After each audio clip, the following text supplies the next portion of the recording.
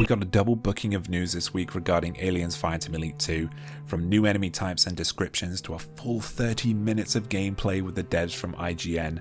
There's a lot to go over here, but I'm going to do my best to lay it out for you. My name is James, and welcome to Beyond 426. Quick preamble before we get into the meat of the news. Thank you to everybody who commented, shared, and interacted with the last video. You guys came out with some fantastic wishlist items, and judging by the xenomorph variations and gameplay shown, it looks like some of them actually made it in, so let's get into it. We have some returning units from the previous game, the Runner, Crusher, Drone, Bursters, Spitters and Prowlers, with some updated models, specifically the Spitter and Burster, which has been renamed the Exploder. What I really want to dig into though are those new variations. First up you have the Harbinger, which bears a striking resemblance to the Trilobite from Prometheus, built around powerful grapple attacks. Then there's the Siren Xenomorph, which takes a support role for the Hive, alerting other Xenos to your location. That one's interesting to me because it opens the door to potential stealth missions. Could really be cool. We've also got the Warden, a combination of the Spitter and Crusher, and it is much bigger.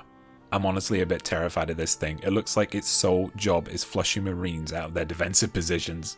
Returning alongside the Xenos are the Synths, with some new looks. Interestingly, based on the gameplay trailer, it looks like they have their own battle to fight beyond your team.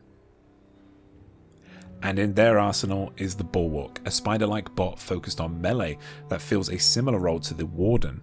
I'm really excited to experience these enemies. The devs also mentioned to IGN that these aren't the only enemies we'll be facing beyond what's already been revealed, so expect surprises. Now let's get into this gameplay first look. This was pretty much exactly how it went with the first game as well, letting us experience it through the eyes of the devs, with journalist Ryan McCaffrey joining the crew. Ryan, of course, is famous for his 5.9 rating of Alien Isolation, a score he'll probably never fully escape from. But the first impressions are really solid, so let's get into it. We already knew about the Specialist class from the initial reveal, but the devs go into more detail here. Having a modular class that you can customize yourself is an incredible design decision. We don't know the full restrictions yet though. I'd imagine the pure classes will likely outperform in their respective roles, but the potential for truly broken builds and just having silly fun, the devs have made it quite clear that this kind of player freedom is their ultimate goal, and that always gets me excited for a game's future. A few of you, myself included, asked for a more horror-focused sequel, and I'm going to try not to get too carried away here, since this is just the prologue and still subject to change, but darkness is back. Marines using their flashlights to navigate corridors is a small but incredible change. I've long believed that dynamic flashlights are the modern evolution of fixed camera angles when it comes to bringing back genuine horror, and it looks like we might have that here. Add to that the Xenomorphs having no outlines, even on standard difficulty, being tankier, having improved AI, and appearing in close quarters than the original, and the horror could genuinely be back here. I just hope it persists throughout the campaign rather than fading out after the first level once new players find their footing. Speaking of the campaign, we're told the sequel is putting a heavy focus on story, and while we're reminded that this is an unfinished product, which is pretty obvious from some placeholder voice lines and static animations, we are getting returning characters. Consistency in my Alien game? Yes please. We get mentions of Co. Endeavour is confirmed as a hub, and Colonel Ship is still around, though they called her Captain Ship in this, so I don't know if that was a mistake or something's happened. I know at least one of you is waiting on confirmation of a particular CO, so fingers crossed we learn more about the crew in the coming weeks.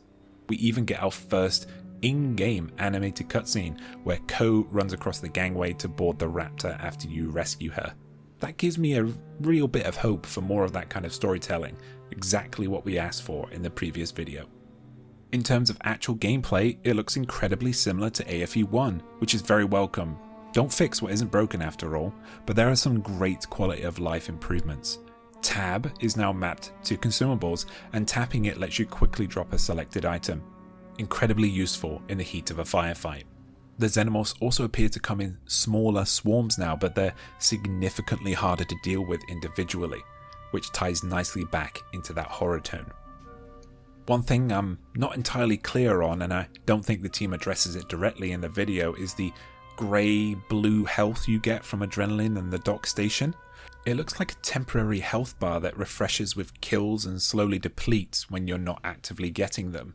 So it appears like we have 2 health bars, one white, one blue. Managing both adds a really interesting layer of tension and pressure for the team, and because of this, the dock station appears to have shifted into a tool for regenerating that temporary grey health. Dock was one of my favourite classes in AFE1 alongside the Recon, so I'd love more clarification on this, though I'm also happy enough to just wait until release to figure it out. From a quick look at the other classes too, abilities seem more impactful overall, with longer cooldowns to balance them out. The demo's rockets stood out in particular here. The death mechanic has also been tweaked. Your lives are now represented as segments of your health bar. Use all 4 and you're dead. This is very similar to how Dark Descent handled it, and I'm fully on board with that. I also have a theory about the down state. We saw Criss Cross go down and I didn't see a timer appear to pick him up, just his segments turning red. So I wonder, if he takes 4 hits while downed, does he die permanently?